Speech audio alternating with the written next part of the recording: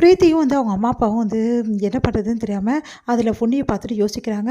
அவங்கக்கிட்ட வந்து பொன்னி தான் பேசுகிறா, வேறு யாருமே பேசலை, அதனால் பொன்னி தான் இதெல்லாம் தப்பு செஞ்சுருப்பா அப்படின்னு சொல்லிட்டு பிரீத்தியோட அம்மா வந்து சொல்கிறாங்க. அதை கேட்டு வந்து என்ன பண்ணுறதுன்னு தெரியாமல் பிரீத்தி யோசிக்கிறாங்க. அவங்க அப்பா வந்து அதெல்லாம் பொன்னி பண்ணியிருக்க மாட்டா, ஃபோட்டோ வச்சு நம்ம டிசைட் பண்ண முடியாது அப்படின்னு நம்ம சொல்லிட்டு இருக்காரு. அதை கேட்டு உங்களுக்கு இதே வேலை தாங்க, அந்த பொன்னி வந்து எவ்வளோ நயவஞ்சகமாக இப்படிலாம் பண்ணியிருக்கா, நம்ம பொண்ணோட வாழ்க்கையை கெடுத்திருக்கா, இதெல்லாம் வந்து சும்மாவே விடக்கூடாது அப்படின்னு சொல்லிட்டு பிரீத்தியை வந்து ஏற்றி விடுறாங்க. பிரீத்தி ஒரே குழம்பி போகிறாங்க. இந்த சூழ்நிலையில் வந்து இங்கே என்ன பண்ணுறாங்க, பிரீத்தி வந்து யோசிச்சுட்டே இருக்காங்க. ஒருவேளை பொன்னி தான் எல்லா தப்பு செஞ்சாளா அப்படின்னு சொல்லிட்டு. அடுத்து வந்து இங்கே என்ன பண்ணுறாங்கன்னா, நம்ம வந்து பொன்னி வந்து சக்தி கிட்ட கேட்குறாங்க, இந்த மாதிரி இது மருதாணி வச்சு விட்டது நீங்கள் தானே சக்தி, எனக்கு தெரியும் அப்படின்றாங்க. அதை கேட்டு சக்தி வந்து அதெல்லாம் நான் வச்சு விடலையே, பொய் சொல்லாதீங்க, நீங்கள் தான் வச்சு விட்ருக்கீங்க, உங்கள் கையை காட்டுங்க அப்படின்றாங்க. கையில் லைட்டாக மருதாணி வந்து அந்த கலர்ஸ் இருக்குது, அதை பார்த்துட்டு இப்போ வச்சு விட்டீங்கல்ல, இப்போ எனக்கு நீங்கள் தானே வச்சு விட்டீங்க, இங்கே பாருங்கள் அப்படி சொல்லி காட்டினோன்னே, அது வந்து பொன்னி எனக்கு தெரியும் சக்தி, நீங்கள் தான் வச்சு விட்டீங்கன்னு சொல்லிட்டு, எனக்கு முன்னாடி வரைக்கும் யோசனையே இல்லை, அதுக்கப்புறம் வந்து நம்ம குழந்தை சொன்னா இல்லையா சிவானி, அப்போ தான் அந்த யோசனை வந்துச்சு, தேங்க்ஸ் சக்தி அப்படின்னோடனே, இதில் என்ன இருக்குது பொன்னி, உன்கிட்ட மருதாணி இல்லைன்னு சொன்னேன், உனக்கு ஆசையாக இருந்தது அதான் வச்சு விட்டேன் அப்படின்னோடனே, உண்மையிலே வந்து எனக்கு இவ்வளோ சந்தோஷமாக இருக்குது தெரியுமா அந்த மருதாணியை பார்த்து அப்படின்னு சொல்லிட்டு சக்திக்கு வந்து தேங்க்ஸ் சொல்லிட்டு இருக்காங்க.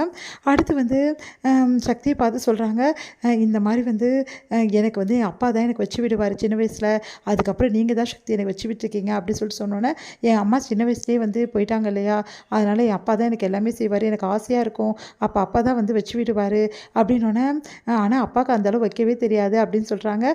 அதுக்கப்புறம் நீங்கள் தான் எனக்கு எல்லாமே பண்ணுறீங்க சக்தி அப்படின்னு சொல்லிட்டு கண் கலங்குறாங்க. பொன்னி என்னாச்சு அப்படின்னு சொல்லி சொன்னோன்னே, அழுவுறியா அப்படி, அதெல்லாம் ஒன்றும் இல்லை அப்படின்றாங்க. இங்கே பாரு, நான் தான் உனக்கு இருக்கேன்ல, எப்போவுமே உன்னை நான் பார்த்துப்பேன் அப்படின்னோடனே சந்தோஷம் தாங்க முடியல பொன்னிக்கு.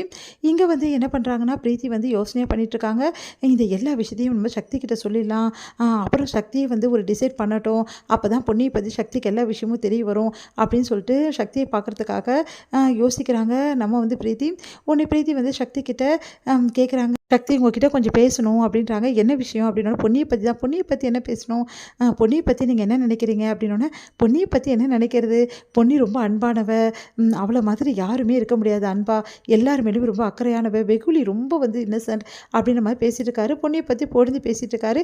இதெல்லாம் கேட்க கேட்க வந்து யோசிக்கிறாங்க பிரீத்தி, ஒருவேளை நம்ம உண்மையை சொன்னால் இவர் வந்து நம்ம மேலே கோவப்படுவாரா, இப்படி சந்தேகப்படுறியே, உனக்காக என்னென்ன பண்ணியிருக்கா அப்படின்னு சொல்லிட்டு கேட்பாரா அப்படின்னு சொல்லிட்டு யோசிக்கிறாங்க. இப்போ சக்தி கிட்ட எந்த விஷயத்தை சொன்னாலும் பொன்னியை பற்றி நம்மளை தான் ரொம்ப மோசமாக பேசுவார், அதனால் வந்து ஆதாரத்தை எல்லாம் சேகரிச்சுட்டு அப்புறம் நம்ம சக்தி கிட்ட சொல்லலாம் அப்படின்னு சொல்லிட்டு பிரீத்தி வந்து யோசித்து வந்து முடிவெடுக்கிறாங்க. இதோட முடியுது.